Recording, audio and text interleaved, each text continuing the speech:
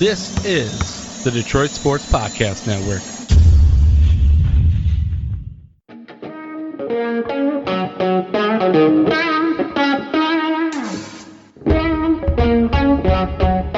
The biggest icon in podcasting.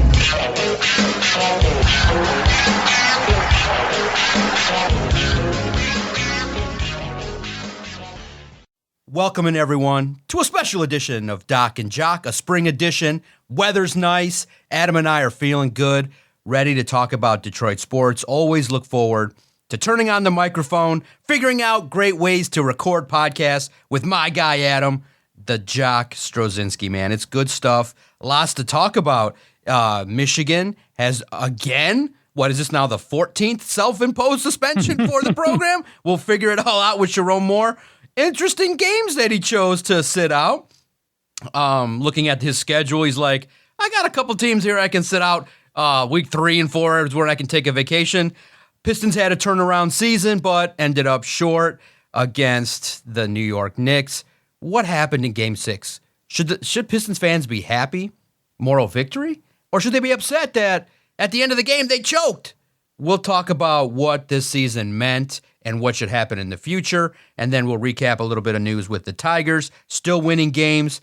Javier Baez is starting to turn his reputation completely around. Is it going to last? Is there a pitcher on the pitching staff that maybe is just one of those bad luck situations where the baseball team plays well, but then when this pitcher shows up on the bump, the average runs per game goes way down? Is it his fault? What's going on with this pitcher? We'll talk all about it. And then the hate continues for the Detroit Lions draft. It's crazy to think about that. Brad Holmes still is battling his credibility and what the outside world thinks regarding value, analytics, all that kind of stuff. But cuz, let's talk about it.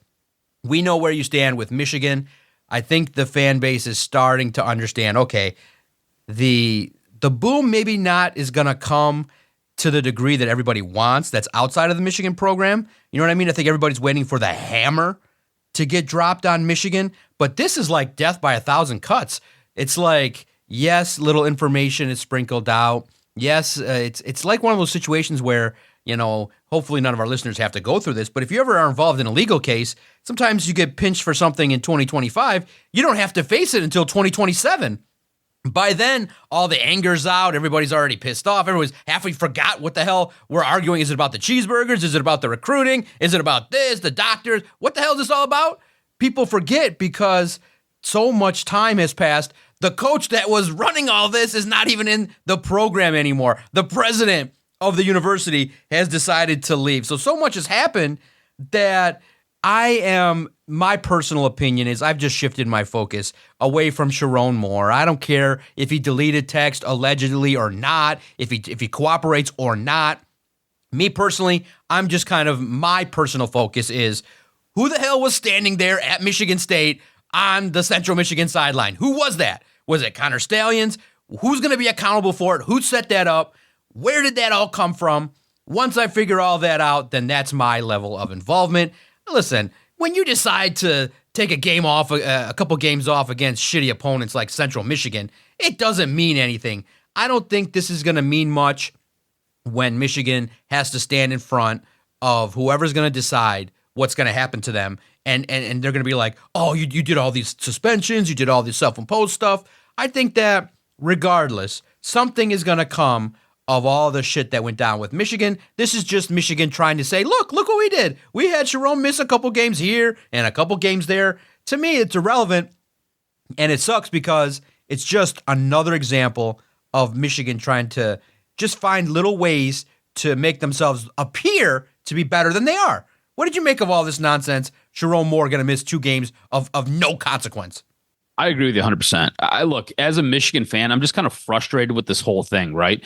I'm ready to move on from it. I'm ready to put it in the past. I'm ready to move towards whatever is next. And if that means that Sherrone Moore has to be fired, then so be it.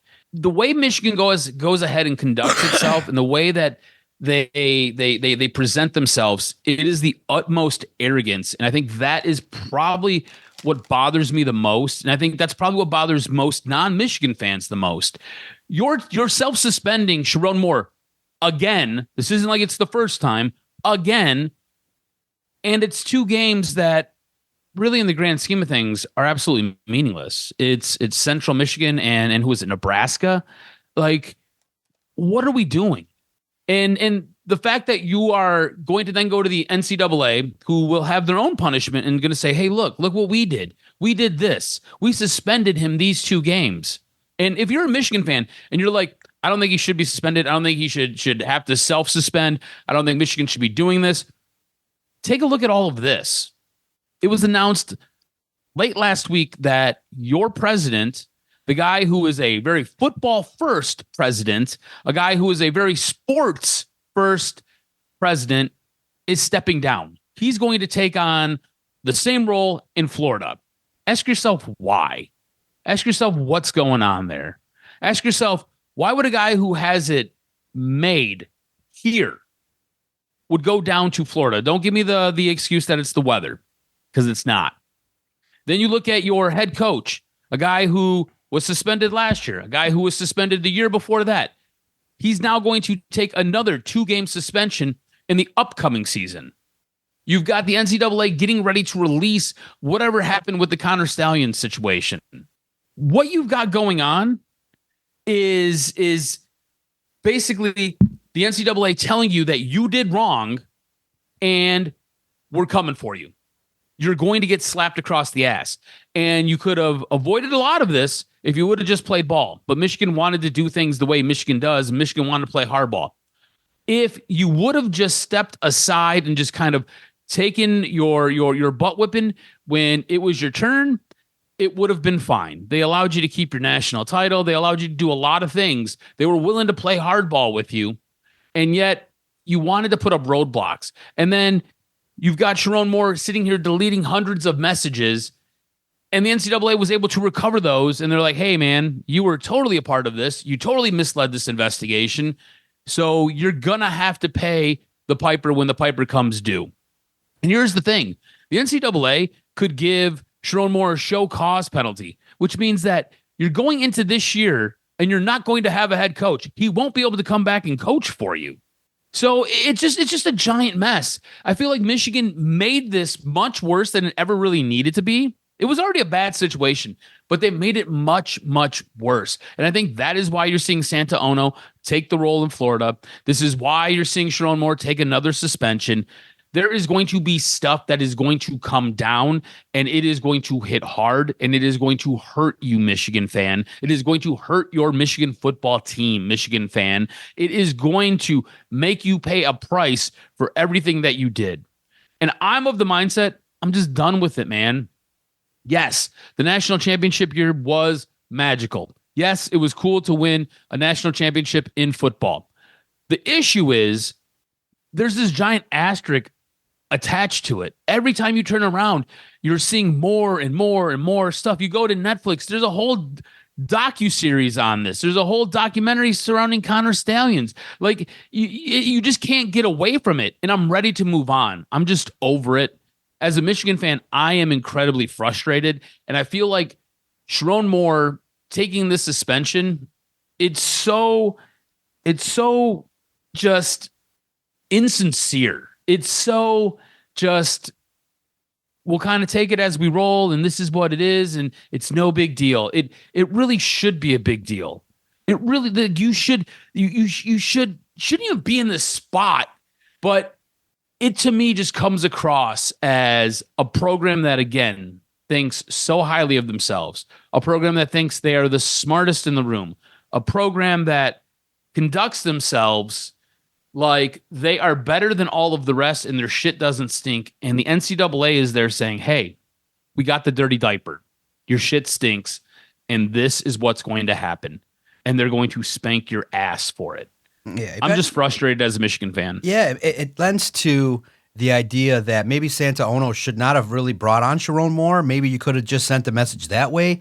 It just has a feel of Sherrone saying, well, Central and Nebraska. It's insulting to those two schools where you're like, okay, he chooses to sit out games where there's going to be a lack of consequences.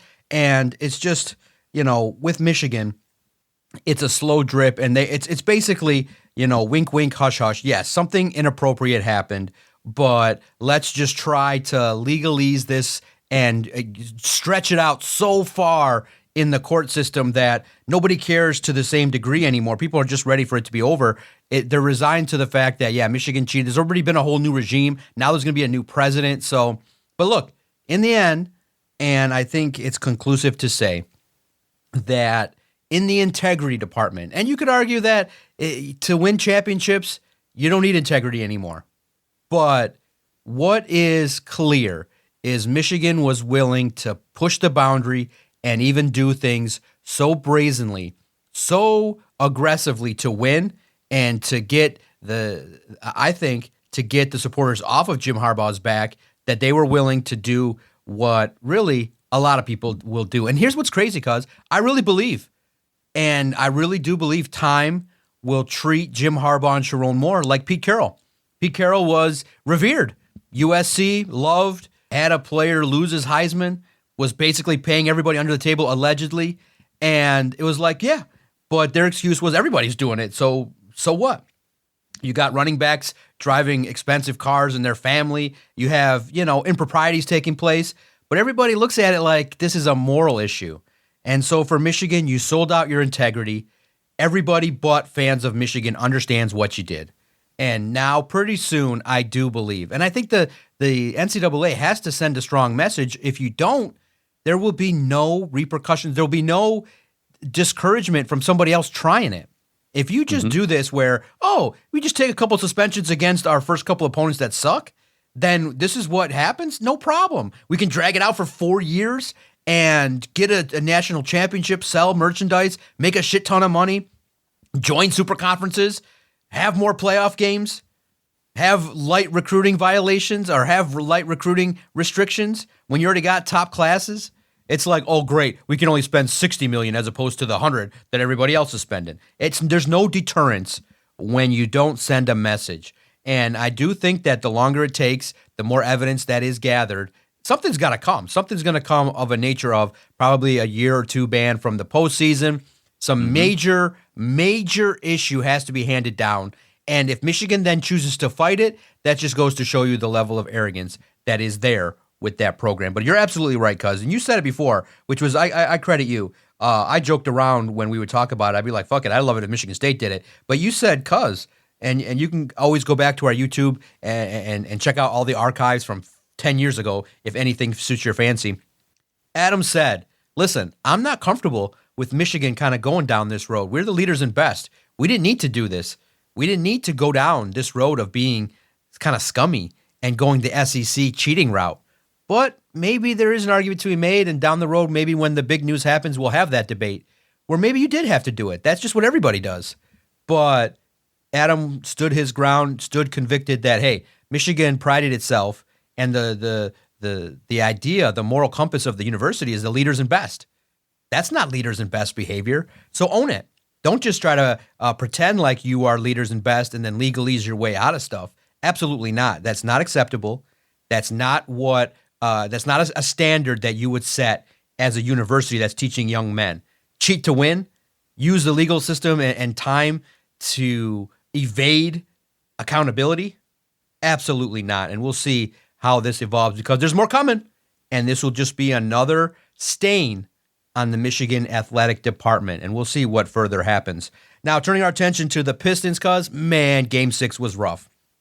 Game 6, watching that where the Pistons had a lead, they had an opportunity to win it late, and then J.B. Bickerstaff upset everybody when he took out Asar Thompson. You're up by 5, and Jalen Brunson was like, yes, I finally get some space. Now, unfortunately, Asar Thompson now is posterized with Jalen Brunson's game-winning shot. But look, you're angry at Game 6. You're angry that there's no opportunity to get to Game 7. But you and I kind of understood that the Pistons were going to be facing a quite an uphill climb because of the talent disparity.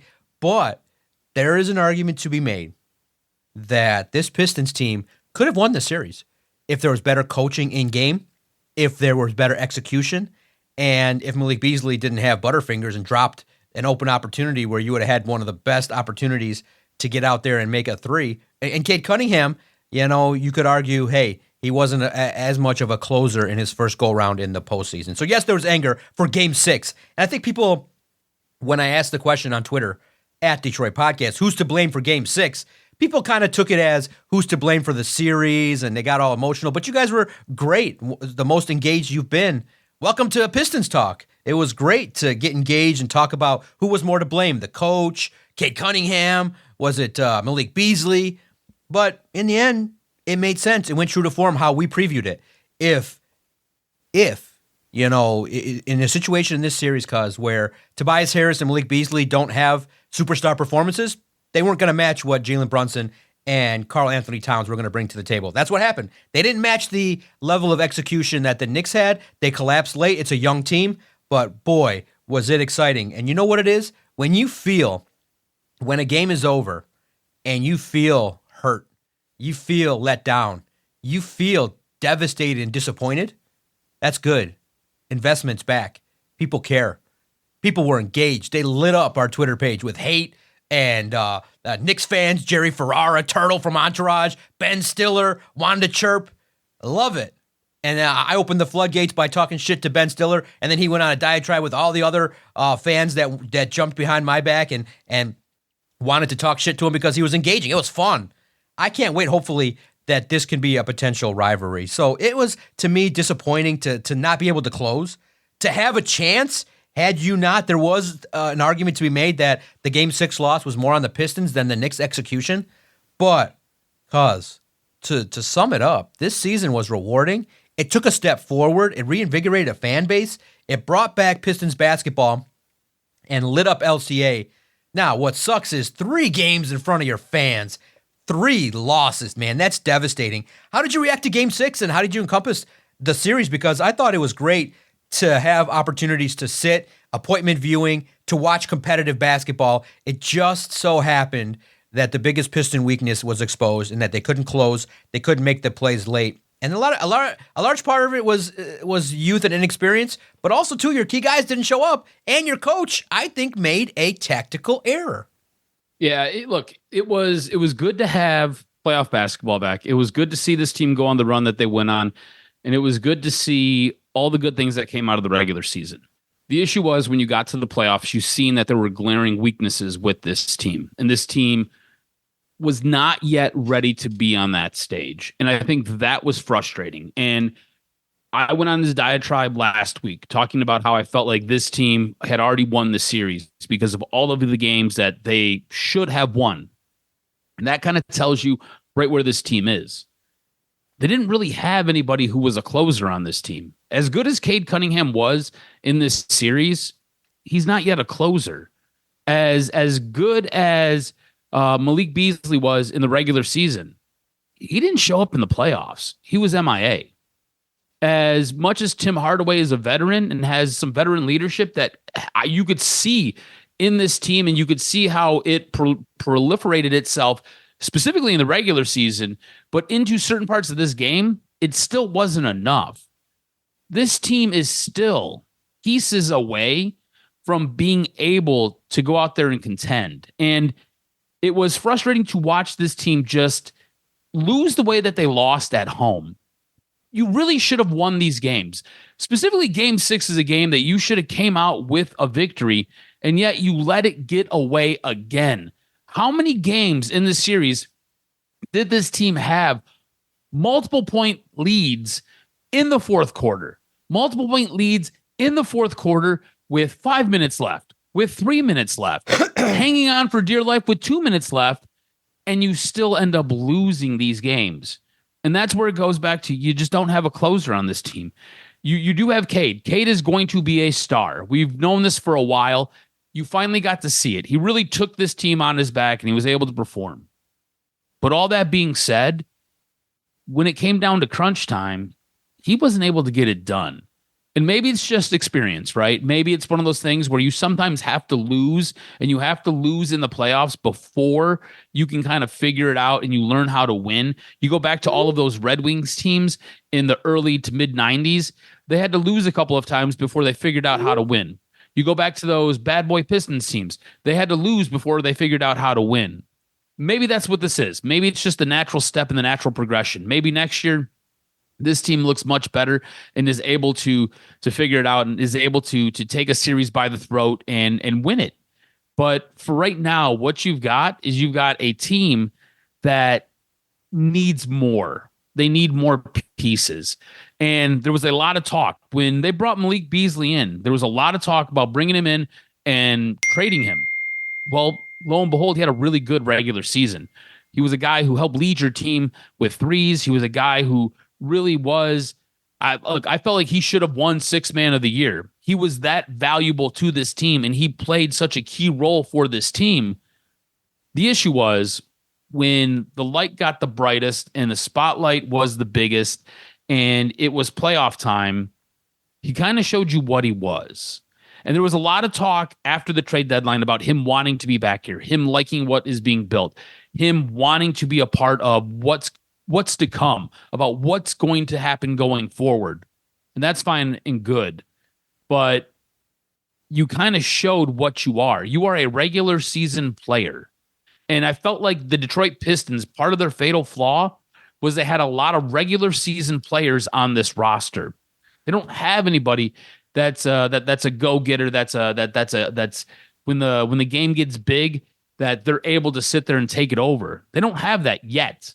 Look, I don't think the run that they got on was expected. I don't think they were necessarily expected to make the playoffs this year, but I think they play a very specific brand of basketball that helps them win games. And I think they play a specific style in a specific way that everybody bought into. And it felt like that locker room was right. But all that being said, you still need guys who can do the big things in the big moments. And Malik Beasley isn't one of those guys. Tim Hardaway, as much as what I like that he brought specifically in this series, I felt like he disappeared for a couple of games, but when they needed a guy, he was there. It just still isn't enough. You don't have enough. And again, there was a lot of talk about Malik Beasley wanting to be back and a lot of talk about having to bring him back and him forcing the Pistons front office's hands and going to have to bring him back this upcoming season. I don't know if you bring him back because what I've seen in the playoffs was a guy who went ice cold, was a guy that when you tried getting him the ball, he fumbled it in the biggest moment of the game. He was a guy who, like I said, when the spotlight was the brightest and the biggest, he melted, he wilted. He was incredibly small. I don't know if you bring him back. And specifically, if he's looking to get a big contract, I'm definitely not bringing him back. Where are you at with possibly bringing back a guy like Malik Beasley, who really it felt like getting into the playoffs, he was instrumental in that. And he was a guy who you were looking to when you did get into the playoffs. And he was found on the side of a milk cart because he sure wasn't found behind the arc. He sure wasn't found in the backcourt. He sure wasn't found in and around the basket. He was MIA in this playoff series against the Knicks. Would you bring him back?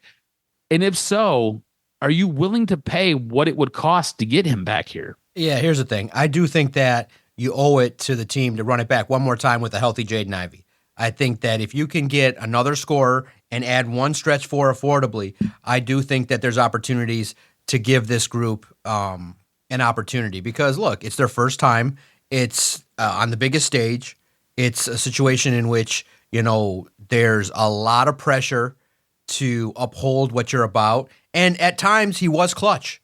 It just wasn't as consistent as you would want. Both he and Tobias Harris got to step it up. But I think that you continue to develop. I think you bring everybody back for the most part, and you look at it and you say, okay, I do think that Schroeder was great. I think that the young players on this roster have a chance to do a lot of things. And I think you owe it to this team to have one more opportunity where another guy, if Jaden Ivey can score 15 to 20 points a game, you now have some more pressure taken off of Cade. Cade can step up where he doesn't feel like he has to defer to Malik, but it has to be affordable. And I do think you don't break the bank for a Malik Beasley, but it's probably going to be in the neighborhood of 15 to 20 million a year. But look what happened. The expert sharpshooting really helped this team, and Malik Beasley was a part of it. And it's just tough because he is kind of the definition of a guy that is local, understands growing up here what it's about, has ties, a lot of strong ties to the area. So as long as you don't overpay, and I don't think Trajan will, I do think he recognizes you need to stretch four. Pretty clear. You go out and find it. You use the draft to continue to improve this team. You just need one or two more impact players, and you're right there. That's the difference between moving forward. And here's the great part. The Celtics look like they're selling. Looks like they're kind of up against it. The Knicks are going to be up there. You got to contend. You got to kind of contend with Tyrese Halliburton with the Pacers and the Celtics and the Cavs. So there's going to be some delicate moves to be made. But I do think that some of the talk I heard as some of the speculation has been crazy. And I do think sometimes now you're starting to see as we get a little bit older that you do throw out big names to generate buzz. But I don't think, I would go bigger. And I want to ask you this, because when you hear people say Zion Williamson, trade 2 first-round picks for Kevin Durant, I was like, huh? Kevin Durant's 37 years old. He's ready for the podcast phase of his life. Are you serious? Kevin Durant? I was like, no. I know you. That's basically a triple, quadruple overpay to Jaden Ivey. You want to give up. I literally was like, and very rarely, as a guy, you and I, we want to talk about things that are interesting. And I was like, you gotta be kidding me. Someone said this over the airwaves in Detroit. They said, let's trade B. Stu, Duran, 2 first-rounders for Kevin Garnett. I was just like, what the? I keep saying Kevin Garnett. He's on my mind because he just sits there and he's just his big, tall frame. Kevin Durant. I just look at it and I go, what? Kevin Durant is not worth that much money, even if he's coming here on a 1-year deal. And then Zion Williamson, you think he's going to come to Detroit? He's going to gain 40 pounds. He's going to go down, get all the chicken shawarmas. He's going to be rolling up with one day he'll be at the chicken shawarma place. One day he'll be at Slows. One day he'll be in Hamtramck with all the punchkis. He'll be like, this guy's going to blow up to 400 pounds. Get the hell out of here. I am not interested in any of those names.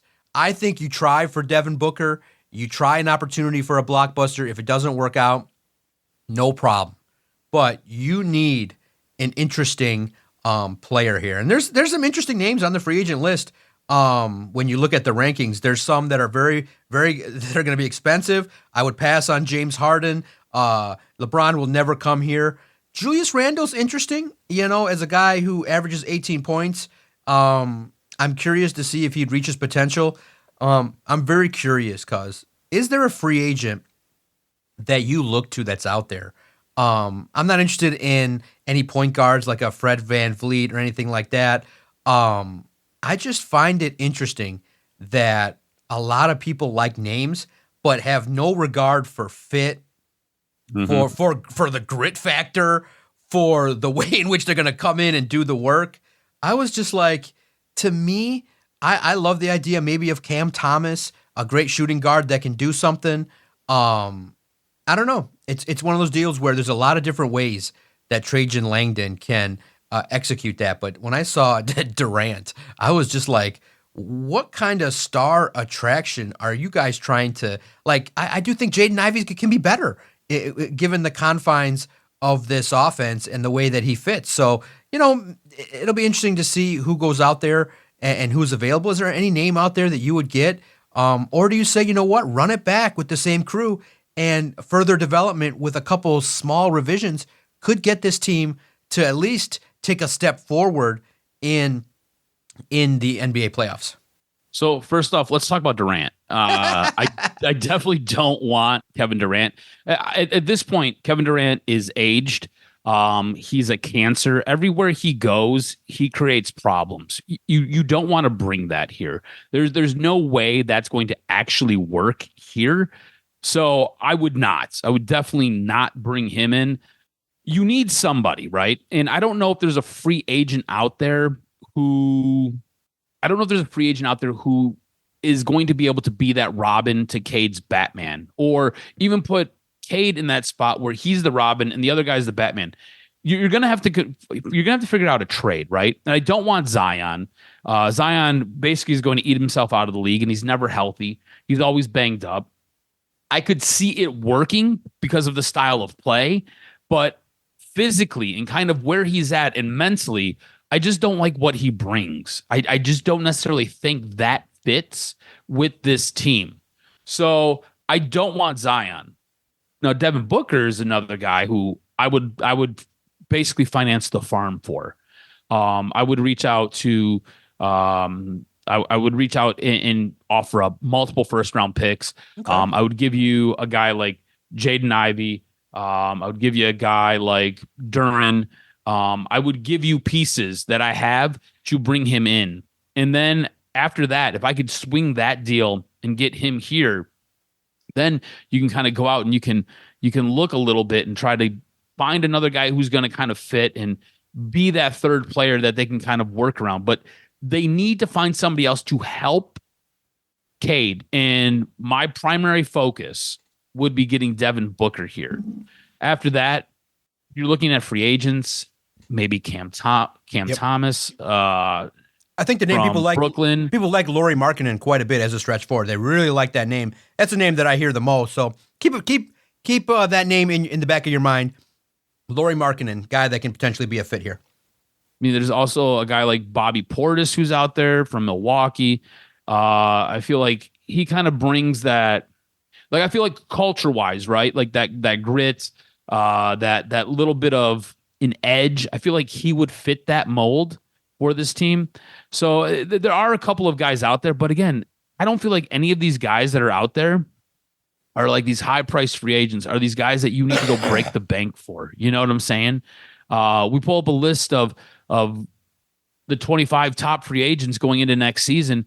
Most of the guys that I feel like we're looking at, and most of the guys that I feel like would be a fit here are guys somewhere in between that 15 and 25 range. You know what I'm saying? Like, you're not going to go out there and get a splash in free agency. That's why I feel like if you're looking for that piece or you're looking for that guy, it's going to have to be a trade.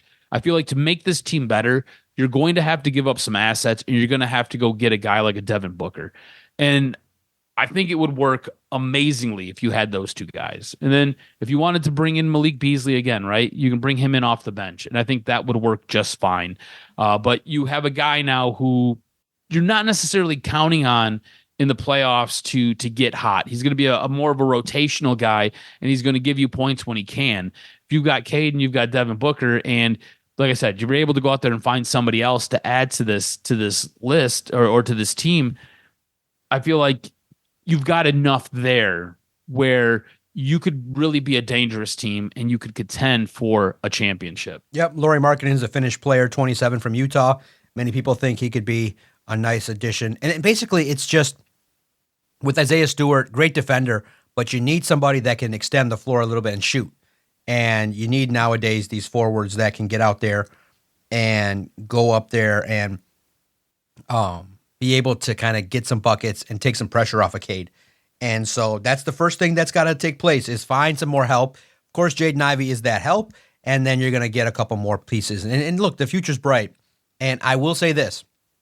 We talked about it, so you can't say you didn't hear it. We said that, which is crazy when you look at it, J.B. Bickerstaff turned around the Pistons, but the guy that won Coach of the Year had a better record with the guys that basically JB was coaching. And so you look at it and you say, okay, where can the coaching staff improve? I think with better rotations. I think with keeping younger players on the floor, with understanding the flow of the game. A lot of people will say that JB Bickerstaff is a motivational genius. He's a guy that will make it fun to play basketball.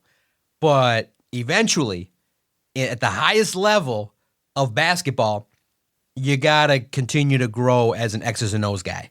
And I think that's where Bickerstaff can get better. And I think he can here in Detroit. I think Bickerstaff kind of embodies everything that you want. A guy that's been cast off, that was blamed for a lot of things, has room to grow as a coach, but he's got to recognize that, hey, if your defender's locking down, the guy is less than 25 years old. He's not going to get tired. I don't care about your rotation. You see that Brunson is the dagger. He's the guy that's going to take away your heart. Keep Asar Thompson on him, and you saw the Pistons lead. The collapses are more about letdowns and execution than they are about the other team. Like, you had an opportunity to keep Asar Thompson there. The lead, you could argue, could have went up from 5 to 10. They could have closed the game out had this taken place. So I would just think that JB Bickerstaff also and his coaching staff can do a better job. So I'm hoping for an opportunity. I'm hoping that this can be something that can be a situation in which this program can do a lot of good things. So I'm very happy. I'm very happy with the season. It was a success, not a failure. So I'm very much impressed with how everything shook out. So for the Detroit Pistons, the future is bright, and now continue to build for the next phase. Now, switching gears to a team that's played very well. They destroyed the Angels and made them look like, they didn't belong on the field. Home runs galore. Everybody's hitting. You're getting situations in which this is a great opportunity to be a fan of the Tigers. Buzz is growing. Javier Baez is hitting. The pitching staff is executing quite well. You got Scuba looking like a Cy Young candidate. Really, there's only one thing that was interesting that kind of has come out. It's come up roses. But one thing that's glaring is, and a couple things we're going to talk about, is do you upset the apple cart when Veerling comes back and how that's going to work out? But the other thing is, when Jack Flaherty is on the mound, on the bump, the team's runs per game go down by 2. That's a significant number when you see that the Tigers' offense is one of the top 10 in the entire game. That's a glaring thing where, is Jack Flaherty, from what you've seen, kind of the victim of some bad luck? Or is he also doing some things that are causing his record to kind of, and his ERA to kind of be not what we've expected to start the year? I mean, listen, not everything can be perfect. You have one of the best records in the AL. You're a good baseball team. But that one kind of sticks out because that was a free agent addition. Yeah, and look, he was the guy who you were counting on to be your number 2, right? Tarek Skubal is obviously your ace. Flaherty was brought in to be your number 2. And right now, you can make an argument that he's probably your 4th best pitcher, maybe your 5th best pitcher, depending on what you feel Jackson Jobe already is. I don't necessarily know if it's the offense not doing their part when he's on the mound. Yes, a couple extra runs would help and would be good. But when he gets later into games, it seems like he just kind of falls apart. This is a guy who has started 7 games. He's given you 1 quality start in those 7 games. I don't know if you can put that on the offense. I think that's more on him. He's also a guy who's got an elevated ERA. If you look at their pitching staff, if you look at their starters, he has the highest ERA right now. Now, the thing about it is he is throwing a ton of strikes. Like, he is throwing a ton of strikes, some of the best swing and miss stuff. But all that being said, when he gets a little bit later in the games, maybe he's getting tired. Maybe he's not necessarily where he needs to be right now, as far as what they're asking him to do and where the season is at. But it feels like his swing and miss stuff, it's just kind of meatballs over the plate later in games. So for me, there's a bit of a concern here because this was supposed to be your number 2 guy, and he's not performing. I think what we're getting out of a guy like Reese Olson and Casey Mize has been exceptional. It's been fantastic. These guys go out there and they give you a chance to win every single time they take the mound, and that's all you can ask for. But what happens when those guys come back a little bit closer to the median, right? Those guys come back a little bit closer to kind of what we expected them to be. Look, baseball has taught us one thing. It is a law of averages. And over the course of 162 games, you pretty much are what you are.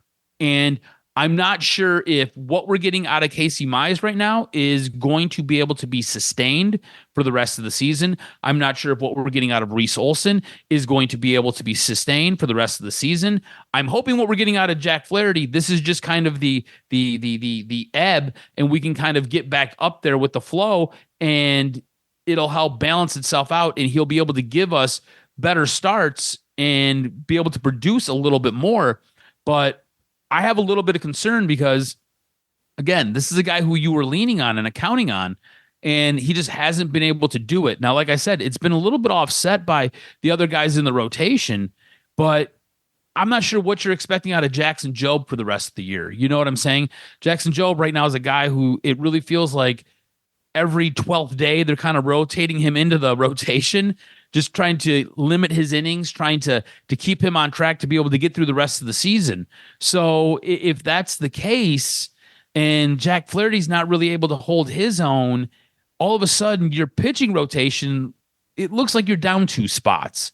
And that's not what you're counting on. And like you said, it's a lot of really good things with this team.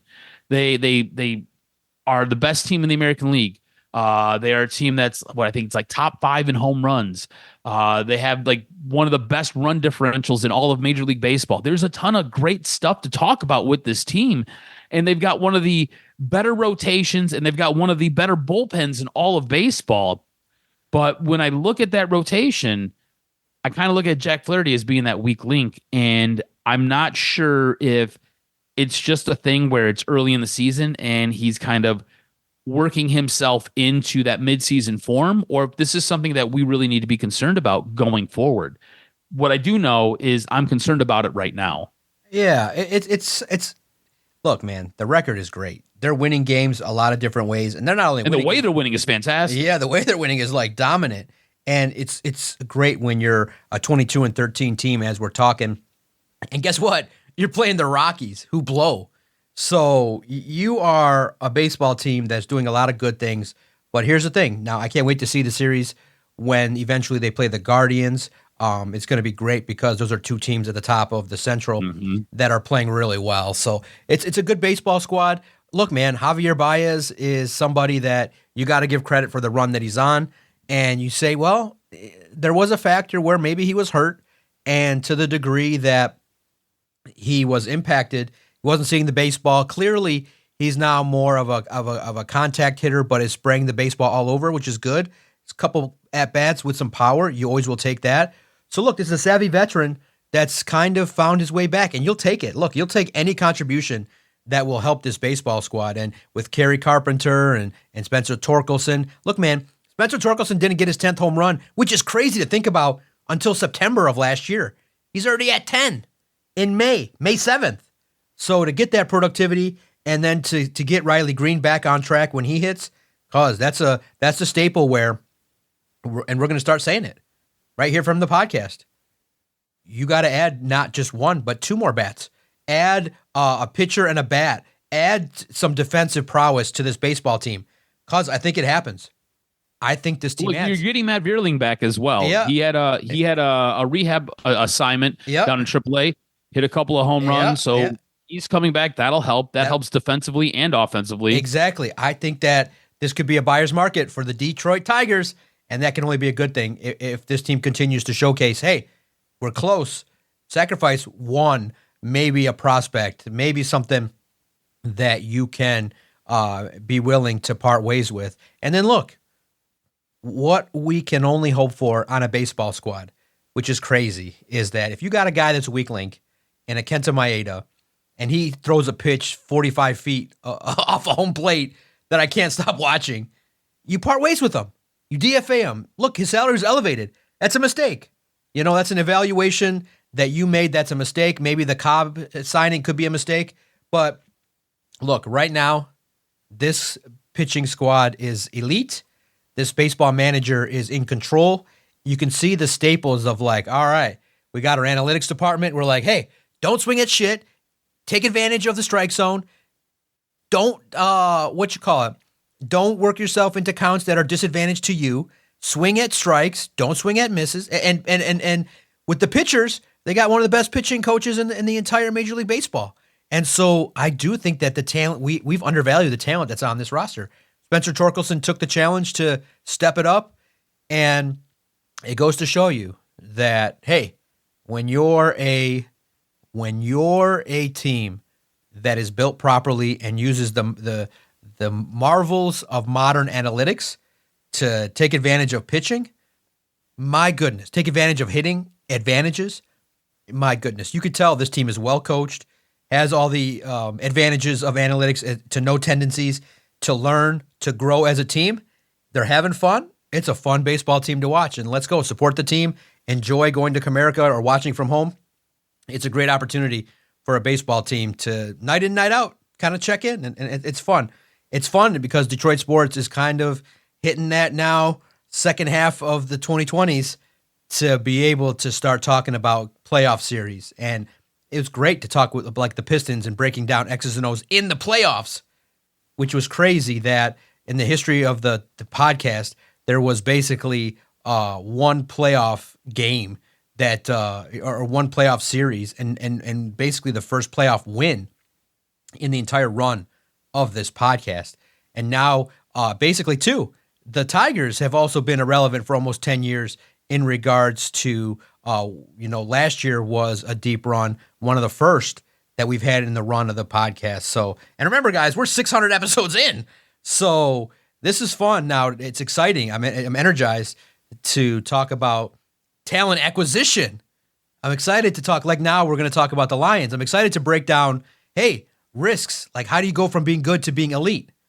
This is special. And so we're definitely not taking anything for granted at this point in time with the Pistons and the Detroit Tigers. Now, the Red Wings, they got a way to go. They got to figure out how to get leadership, figure out how to get their best players playing at the highest level, and they got to figure out the proper way to get some young talent infused with that roster. But a team that has a lot of young talent and taking the next step is the Detroit Lions. Our last few minutes here, we got to talk about it because the noise is still growing that the Detroit Lions reached for some picks. But I look at it like this. I look at the scrutiny and I say, that's fair, where people say, you know what? And it really highlights, if you haven't had a chance to hear it, Eric DaCosta had a nice talk where he said trading up is a little bit risky, where the idea is to get more picks so that you can take more chances when you're evaluating players of similar quality. So he basically said, in essence, not directly, but he said that if you fall in love with players, it's your assessment of how much a player fits you is not as big as many people think. And so the way people took it is that the difference between Isaac Tesla and Alec Ayormenor from Stanford is not that big. So if you would have just traded one third rounder and moved up 10 spots, you probably could have said you could have taken a Stanford wideout who's maybe ready now to help you win, but maybe he's not going to be as good in 3 years. But it's hard to argue where the Brad Holmes supporters come out in force and say, look, this football team, people, went from 3 wins to 9 wins to 12 wins to 15 wins. We are happy. Stop picking on Brad. And what Adam and I say is, look, we will always give the caveat, Brad is elite. We think he's the best general manager running the Detroit Lions in their history. We love breaking it down. This is not a place of we hate Brad Holmes. This is a place of really asking the question, at the highest level of drafting, how do you go from a good team like the Steelers, the Bills, the Ravens? How do you go from that to the Eagles, the Chiefs, to the elite, to the Patriots in their heyday? Patriots clearly quarterback and great defensive drafts and a culture. The Chiefs, all-world quarterback and a great head coach. So how do you go from that to the Eagles as well? Great quarterback, mobile, solid head coach, building a defensive line with an all-world general manager that understands the trenches, offense and defensive line. So we're nitpicking, but that's the decision. That's the finite, small margins that allows you to go from being a 15-win team and crashes out and gets injured and loses in the postseason, or gets to the NFC Championship game and chokes, or takes the next step forward where you are a competitive team. I can't imagine the Detroit Lions are the biggest loser in the draft. I feel like Tyreek Williams fills a need. I feel like Tate Ratledge and Miles Frazier will eventually be stout offensive linemen. The edge is a risk he's got to develop. I can see where you say, what the hell's up with the 2 7th-rounders? Those are 7th-round picks. But in the end, and Brad will say it again, and he hasn't said it, I don't think, as vociferously as he's defended the draft, but in essence, he's saying, guys, pay attention. We got a dozen great players already. We got good shit. Let us go back. It basically was a restaurant that just underwent a storm, had the roof blown off, and it was closed. It was serving great shit, profitable, doing good stuff. Wasn't a 5-star restaurant, but 4.5, getting close to hiring the 3rd and 4th great chef to make it so that they get that 5-star. But then the roof blew off, a tornado hit, and they're like, shit, we can't serve anybody anything. And you forget about them. You forget that, oh man, this guy's had good surf and turf. They got good drinks. The staff is attractive. Did you guys forget? So I think this Lions team will remind people the schedule's going to be tough. They're not winning 15 games, but it's a 10-win team. But I can't imagine still that people, because what's going on? Why aren't people who've already seen him draft Jahmyr Gibbs, seen him bring in David Montgomery, seen him revamp the offense and make it elite, having a defense that was okay, made improvements, why can't he get the draft analysts on his side a little bit more, where he actually got an F from a prominent analytical evaluation from The Athletic? An F. I don't see a draft worse than a C, but why can't Brad Holmes get people to buy in? Why is he? There's no way the Detroit Lions are the biggest loser in the NFC from this draft, in my opinion. I think when you look at the NFC North and you look at what the other teams did in the draft, and then you look at what's happened with the Detroit Lions and their offseason, I think it all just kind of compounds, right? I feel like their draft itself, incredibly underwhelming. The one thing that we've been preaching about and talking about is they need to go out there and they need to figure out something to do with an edge to put opposite of Aiden Hutchinson.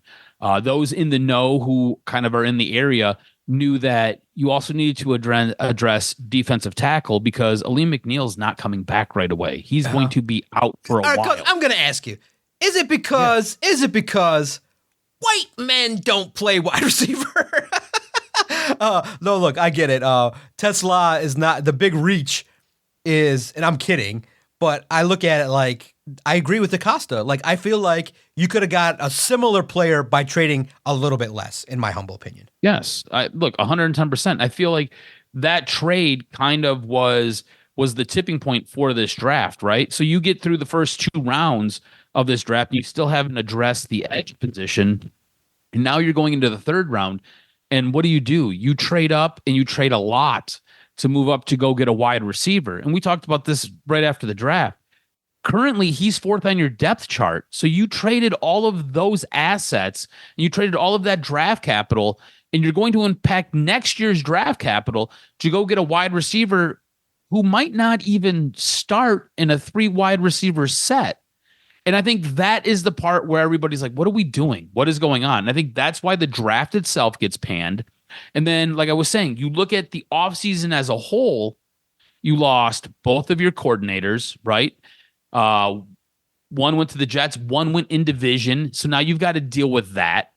You look at the tweaking of the offensive line, which I've been bitching about the offensive line since middle of the season last year. It's getting older. I don't like Taylor Decker. I feel like he's on the downside and the backside of his career. Frank Ragnow is basically out there playing on a peg leg because his one foot is so damn bad. And yes, you added a guard. I like the guard addition that you had there, but you didn't really do a whole lot as far as helping the offensive tackle position out. You know what I'm saying? So there's a bit of an issue there. And then it's just kind of, you're going into a little bit of this uncertainty because a lot of what goes on with this coaching staff has been changed. It's been flipped because Ben Johnson left and he took pieces. Aaron Glenn left and he took pieces. And so now you've got a whole lot of question marks because is Johnny Morton going to be able to pick up where Ben Johnson left off? Maybe. I don't know. Is Kelvin Shepard going to be able to run a similar style defense and get the same type of production out of that defense that Aaron Glenn was able to get with like 15, 20 guys on the IR last year? Is he going to be able to do that? I don't know. That's a big ask. So you kind of compound all of these things. You have a questionable draft. You have a massive loss of your coaching staff as those guys took other jobs, and then those guys took other guys from your coaching tree. All of a sudden, it becomes really hard when you start looking at what you've got going on with this roster as the way it's constructed now. You look at the coaching staff the way it's constructed, and you look at what this team is coming off doing, where they won 15 games last year. There's a lot of cause for concern, I feel. And look, I'm not saying that the building is burning, but what I'm telling you is, hey, we might have a small grease fire in the back of the house, and we probably got to take a look at it.